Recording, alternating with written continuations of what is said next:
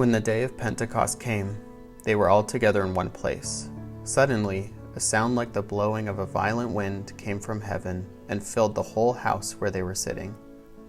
They saw what seemed to be tongues of fire that separated and came to rest on each of them. All of them were filled with the Holy Spirit and began to speak in other tongues, as the Spirit enabled them. Now there were staying in Jerusalem God-fearing Jews from every nation under heaven. When they heard this sound, a crowd came together in bewilderment, because each one heard their own language being spoken.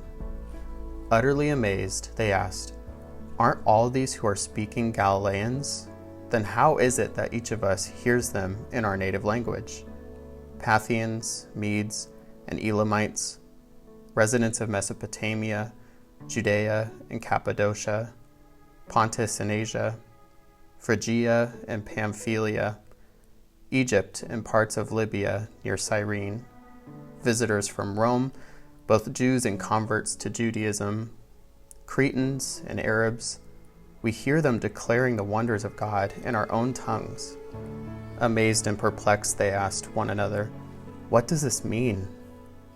Some, however, made fun of them and said, "They have had too much wine." Then Peter stood up with the 11, raised his voice and addressed the crowd. "Fellow Jews and all of you who live in Jerusalem, let me explain this to you. Listen carefully to what I say. These people are not drunk, as you suppose. It's only 9 a.m. No, this is what was spoken by the prophet Joel. In the last days, God says, I will pour out my Spirit on all people. Your sons and daughters will prophesy. Your young men will see visions.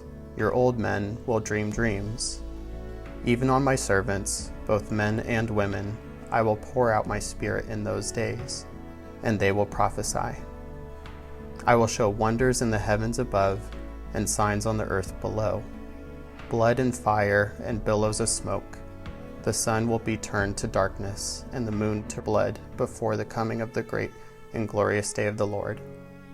And everyone who calls on the name of the Lord will be saved."